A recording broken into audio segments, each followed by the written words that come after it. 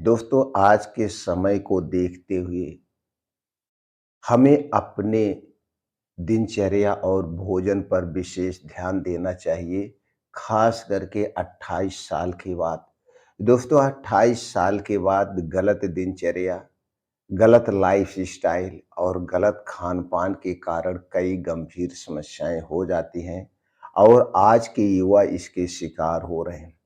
दोस्तों, अगर आप 28 साल के हैं या 28 साल के होने वाले हैं, चाहे आप स्त्री हो या पुरुष हो, अगर आप ये दिनचर्या और भोजन को फ़ॉलो करते हैं, तो दोस्तों जिस दिन से आप ये दिनचर्या और भोजन को फ़ॉलो करेंगे, उसी दिन से आप स्वस्थ और निरोग रहेंगे। आपको डॉक्टर के पास जाने की ज़रूरत नहीं है, आपको कोई दवा खाने की ज़रूरत नहीं पड़ेगी। इस वीडियो को ध्यान से अंत तक सुनिएगा। सुनने के बाद अगर आपके मन में कुछ और जानने की इच्छा है, तो दोस्तों आप कमेंट सेक्शन के माध्यम से पूछ सकते हैं। तो चलिए सबसे पहले हमें दोस्तों जानते हैं 28 साल के बाद अक्सर वो कौन-सी बीमारियाँ हैं जो हमें अपनी चपेट में ले लेती हैं और 28 साल के बाद हमें कौन-कौन सी जाँचें कराना चाहिए जिससे हम बीमारी समय रहते बीमारी का पता चल सके। उसके बाद जानेंगे दोस्तों दिनचर्या और भोजन के बारे में। तो दोस्तों 28 साल के बाद अक्सर हमारे शरीर के कुछ अंग हैं जो कमज़ोर होने लगते हैं, शरीर में हड्डियाँ, मांसपेशियाँ कमज़ोर होने लगती हैं, हमारा पाचन तंत्र खराब होने लगता है, जिससे शरीर में कमज़ोरी आ जाती है। ब्लड प्रेशर, ब्लड शुगर हमें अपनी चपेट में ले रहा है। इसके अलावा थायराइड की समस्या होने के शंका ज़्यादा रहती है, हृदय रोग होने के चांसेज़ रहते हैं, जैसे हार्ट अटैक, गाल में छेद या दिल में सूजन संबंधित। इसके अलावा दोस्तों स्किन रोग, पेट रोग, कई प्रकार के कैंसर भी अपनी चपेट में ले रहे हैं आज की लाइफ़स्टाइल के हिसाब से। बालों की समस्या में जैसे दोस्तों असमय बालों का पकना, असमय बालों का दोस्तों झड़ना, ये कई समस्याएँ होती हैं। आँखों की समस्या जैसे आँखों की रोशनी कम हो जाना, आँखों में चश्मा लग जाना और हड्डियों की समस्याएँ होती हैं। इसी तरह से छोटी-मोटी बहुत सारी समस्याएँ 28 साल के बाद अपनी चपेट में ले लेती हैं। आखिर इस सब के पीछे का कारण क्या है? दोस्तों इस सब के पीछे का कई कारण हैं। हमारा गलत खान-पान, गलत दिनचर्या, गलत लाइफ़स्टाइल। आज के समय में दोस्तों ना तो कोई खाने का समय है, ना तो सोने का समय है, ना तो जागने का समय है। हम हमेशा दिन-रात पैसे के पीछे भाग रहे हैं, हम कितना पैसा कमा लें, कितना पैसा एकत्रित कर लें। दोस्तों इसी में उलझे रहते हैं, जिससे हम हमेशा चिंता, डिप्रेशन में घिरे रहते हैं। तो दोस्तों ये है, आप बैठ के सोचिए ज़रा। तो दोस्तों इन सब से मुक्ति पाना है आपको। मुक्ति पाने का एक ही माध्यम होता है। दोस्तों जिस भी क्षेत्र में आप हैं, मन लगा के काम कीजिए और काम करने का समय निर्धारित कीजिए। दिन में पूरा मेहनत से जम के काम करिए और दोस्तों रात में आप आराम करिए। रात इसीलिए बनी है, हमें आराम करना चाहिए, लेकिन आज के समय में कुछ ऐसे काम होते हैं, दिन में हमें दोस्तों छुट्टी मिलती है, रात में हम ड्यूटी करते हैं। अगर आप कोई ऐसी सर्विस कर रहे हैं जिसमें रात में आप ड्यूटी दे रहे हैं, तो दोस्तों उसे भी आपको अपने हिसाब से मैनेज करना होगा। तो चलिए दोस्तों आज हम जानते हैं कुछ दिनचर्या के बारे में। जैसे दोस्तों ये जो हमारा शरीर है, हमारे शरीर में 3 दोष पाया जाता है। वात दोष, पित्त दोष और कफ दोष। जब हमारे शरीर का ये 3 दोष बढ़ता है तभी हमारे शरीर में बीमारियाँ होती हैं। तो इन 3 दोष को मैनेज करना आप सीख जाइए। मैनेज करने का सिंपल सा तरीका है। बाहर की जितनी भी तली भुनी चीज़ें हैं, चाहे वो खुली चीज़ हो, चाहे डिब्बा बंद हो या पैकेट बंद हो, ये सारी चीज़ें दोस्तों बनाने में एक प्रोसीजर किया जाता है। इन्हें ज़्यादा दिन तक रखा जाता है जिससे प्रिजर्वेटिव किया जाता है और ये सारी चीज़ें दोस्तों अगर तीखी चीज़ है तो मैदा चीनी से बनी है और रिफाइंड तेल या पामोलिन में छाना गया है। अगर वो तीखी चीज़ है तो चीनी के स्थान पर नमक या लाल मिर्च का प्रयोग किया गया है। ये सारी चीज़ें हमारे स्वास्थ्य के लिए हानिकारक हैं और ये सारी चीज़ें हमारे शरीर के वात, पित्त, कफ को बढ़ाती है। इसलिए बाहर की चाहे वो खुली चीज़ हो, पैकेट बंद हो, सबको आपको छोड़ना होगा। चीनी, मैदा हमारे शरीर के लिए सबसे घातक है। इनसे बनी हुई जितनी चीज़ें हैं आपको अवॉइड करना होगा। इसके अलावा दोस्तों ठंडा पेय पदार्थ चाहे वो कोल्ड ड्रिंक्स हुआ, सॉफ्ट ड्रिंक, धूम्रपान, ठंडा पानी हुआ, इससे आपको बचना होगा क्योंकि हमारे शरीर का टेम्परेचर 36 से 37 डिग्री सेल्सियस होता है। तो हमें रूम टेम्परेचर का खाना और रूम टेम्परेचर का पानी लेना होगा। इससे दोस्तों हमारे शरीर का वात पित्त कफ बैलेंस में रहता है। और दोस्तों कुछ और चीज़ें हैं जो हमें अवॉइड करना है, जैसे धूम्रपान, अल्कोहल, शराब का सेवन बिल्कुल नहीं करना चाहिए। इनसे हमें बचना चाहिए। ये सारी चीज़ें हमारे शरीर के वात पित्त कफ को बढ़ाती है। दूसरी चीज़ है दोस्तों अपने खाने को मैनेज करिए। जैसे हमने शुरू में कहा, रात का मतलब आराम होता है, दिन का मतलब मेहनत होता है। आराम का मतलब शारीरिक और मानसिक रूप से पूर्ण रूप से आराम करना चाहिए। तो इसलिए रात का खाना हमें दोस्तों सूर्य डूबने के पहले खा लेना चाहिए। सूर्य डूबने के पहले जो हम खाना खाएँगे वो एकदम हल्का होगा, सुपाच्य होगा। रात के खाने में तली भुनी चीज़ें नहीं होना चाहिए, गरिष्ठ भोजन नहीं होना चाहिए, एकदम हल्का सुपाच्य खाना होना चाहिए। अगर आप सूर्य डूबने के पहले खाते हैं और रात में 10 बजे तक सोने जाते हैं, तो दोस्तों जो आपने हल्का-सा खाना खाया पूर्ण रूप से डाइजेस्ट हो जाएगा। इसके 3 बड़े फ़ायदे हैं। पहला फ़ायदा तो यह है डेली आप 16 घंटे का उपवास करेंगे। कैसे दोस्तों? दोस्तों जैसे आपने सूर्य डूबने के पहले खाना खाया और अगले दिन आप 9-10 बजे खाना खाएँगे तो 15 से 16 घंटे का डेली अंतर मिलेगा और ये पाल 15 से 16 घंटे का जो उपवास है, इसमें हमारे शरीर का टेम्परेचर कम होता है और शरीर का टेम्परेचर जब कम होता है, तो हमारा शरीर अपने आप को रिपेयर करता है। शरीर को पूर्ण आराम करने का समय मिलता है, जिससे हमारा शरीर अपने आप को डिटॉक्सिफ़ाई करता है। तीसरा बड़ा फ़ायदा ये है दोस्तों, रात के समय जो बीमारियाँ होती कभी नहीं होगी। जैसे रात में जब खाना खाने के बाद पेट फूलता है, गैस एसिडिटी बनती है, कब्ज़ होती है, ये सारी समस्याएँ आपको नहीं होगी क्योंकि ये सारी समस्याएँ तभी होती हैं जब आप देर रात खाना खाते हैं। भरपेट खाना खाते हैं, गरिष्ठ भोजन करते हैं तो खाना ज़्यादा देर तक पेट में रहता है, जिसके कारण गैस, कब्ज़, एसिडिटी बनती है और उसी के कारण ये सारी समस्याएँ होती हैं। तो रात वाली बीमारी से आप मुक्त हो जाएँगे। तो पहला नियम आपको अपनाना है, रात का खाना सूर्य डूबने के पहले आप खा लीजिए और सुबह जल्दी उठने का प्रयास करिए।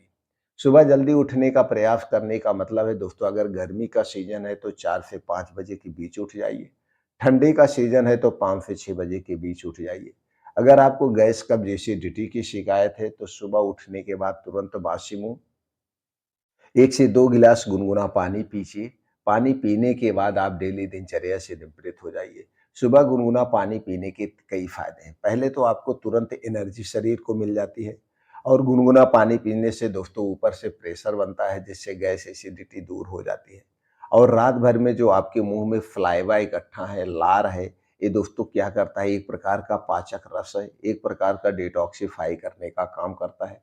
तो सुबह जब बासी मुँह पानी पीते हैं तो पानी के साथ वह लार हमारे पेट में चली जाती है। लेकिन सुबह पानी पीने से पहले रात में आपको ब्रश करके सोना पड़ेगा। जब आप रात में दातुन या ब्रश करके सोएँगे तो दाँतों से संबंधित कोई समस्या भी नहीं होगी। इधर आपके दाँतों से संबंधित हर एक समस्या खत्म हो जाएगी। अब दोस्तों जब आप सुबह उठेंगे, उठने के बाद आपको डेली 2 घंटे का समय निकालना है और इस 2 घंटे के समय में आपको क्या करना है?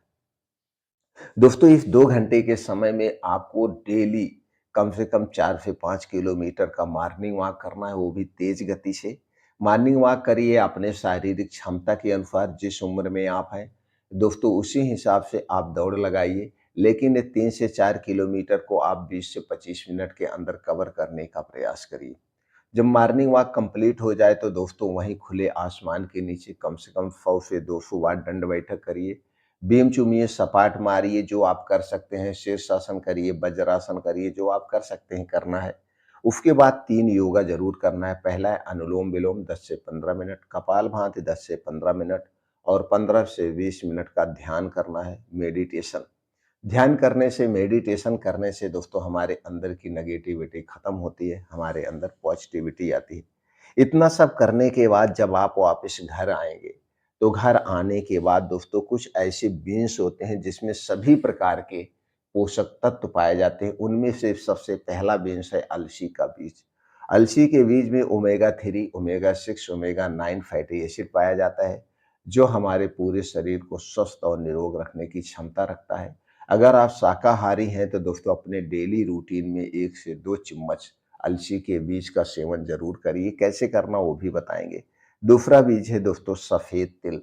सफ़ेद तिल में भरपूर मात्रा में कैल्शियम पाया जाता है, ओमेगा 3 फैटी एसिड पाया जाता है।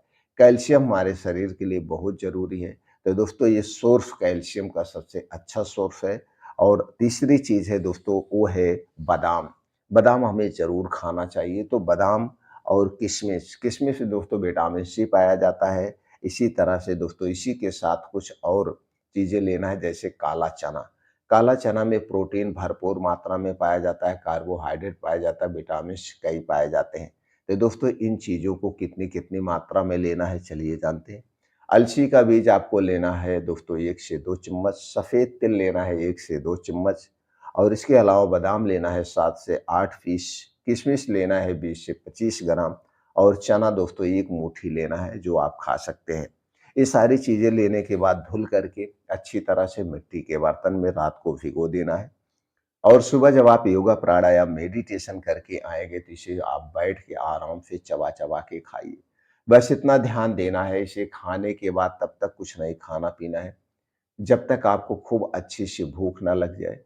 चाहे 3 घंटा बीत जाए, चाहे 4 घंटा बीत जाए, चाहे 5 घंटा बीत जाए। अब आपको घबराने की ज़रूरत नहीं है, सारे पोषक तत्व आपको मिल जाएँगे। सुबह जब आप ये पौष्टिक चीज़ें लेते हैं तो दिन भर आप एनर्जेटिक रहते हैं। देखिए कितना दिन तक खाना है दोस्तों इसे हमेशा खा सकते हैं। लेकिन दोस्तों एक बात का ध्यान रखिएगा, हमें फल भी बहुत ज़रूरी है। फलों में एक ऐसा फल है सेब, जिसे खाली पेट खाया जाता है। तो दोस्तों जब सेब का सीज़न हो तो 1 सेब रोज़ सुबह खाली पेट खाइए जिसका वज़न 250 से 300 ग्राम हो। तो दोस्तों जब सेब का सीज़न हो तो सेब खाइए और जब सेब का सीज़न खत्म हो जाए तो आप चना खाइए। तो सुबह-सुबह दोनों चीज़ों में से कोई ना कोई एक चीज़ आप रोज़ लीजिए। जितने दिन तक सेब का सीज़न है उतने दिन तक सेब लीजिए, नहीं तो बाकी दिन आप इन बीन्स का प्रयोग करेंगे। तो इससे दोस्तों आप हमेशा आपके शरीर को सारे पोषक तत्व मिलते रहेंगे। दूसरी तरफ दोस्तों अब हम बात करते हैं कुछ सीज़न वाइज़ ऐसी चीज़ें होती हैं जिनका पानी हमें रोज़ पीना चाहिए। अगर इन पानी को हम पीते हैं तो गैस, कब्ज़, एसिडिटी से दूर रहते हैं। जैसे जब गर्मी का सीज़न हो तो सौंफ का पानी पीजिए। सौंफ का पानी पीना पीना बनाना बहुत आसान है। दोस्तों 2 गिलास पानी लीजिए, 1 चम्मच सौंफ लीजिए, उसी में डाल कर के खूब बढ़िया से उबाल दीजिए। पानी जब आधा रह जाए तो इसे आप पी सकते हैं, कभी भी पी सकते हैं। तो इससे आप गैस, कब्ज़, एसिडिटी से दूर रहेंगे। दूसरा है धनिया का पानी, अदरक का पानी, जीरा का पानी। इन चारों पानी में से कोई ना कोई पानी बना के हमेशा आप पीते रहिए। कभी भी दिन भर में 1 बार, 2 बार लेंगे, तो पेट में जो गैस, कब्ज़, एसिडिटी बनती है उससे आप काफ़ी हद तक दूर रहेंगे। दोपहर में दोस्तों, दोपहर में अगर आपके घर की खुद की दही है तो दही खाइए, नहीं तो कोई बात नहीं अवॉइड कर दीजिए। तो दोपहर में कोई एक मौसमी फल का सेवन कर सकते हैं, वो भी मौसमी फल। सीजन वाइज़ जो फल मिलते हैं दोस्तों सभी सभी पोषक तत्वों से भरपूर होते हैं, तो हमें हमेशा मौसमी फल खाना चाहिए। और रात में दोस्तों आपको अगर एक घर का खुद का दूध है, तो देसी गाय का 1 गिलास दूध सबसे उत्तम माना जाता है। गाय का दूध पचने में आसान होता है दोस्तों और ये सभी गुणों से संपन्न होता है। लेकिन इस गाय के दूध को ऐसे नहीं पीना चाहिए। गाय के दूध में हमेशा कुछ ना कुछ डाल के पीना चाहिए। अगर ठंडी का सीज़न है तो आप आधा चम्मच हल्दी का पाउडर डाल के पीजिए उबाल करके खूब। हल्दी का दूध पीना दोस्तों हमारे शरीर के लिए बहुत ही फ़ायदेमंद है, क्योंकि हल्दी में एक करक्यूमिन टाइप का ऐसा तत्व पाया जाता है जो कैंसर जैसी बीमारी से शरीर की सुरक्षा करता है और कैंसर जैसी बीमारी को ठीक करने में मदद करता है। हल्दी वाला दूध दोस्तों हमारी इम्यूनिटी को स्ट्रांग बनाता है, शरीर को निरोगी बनाता है। तो कभी हल्दी वाला दूध, कभी दालचीनी डाल के, कभी सौंफ डाल के, जैसे मौसम हो उसी हिसाब से हमें 1 गिलास दूध रोज़ पीना चाहिए। दोस्तों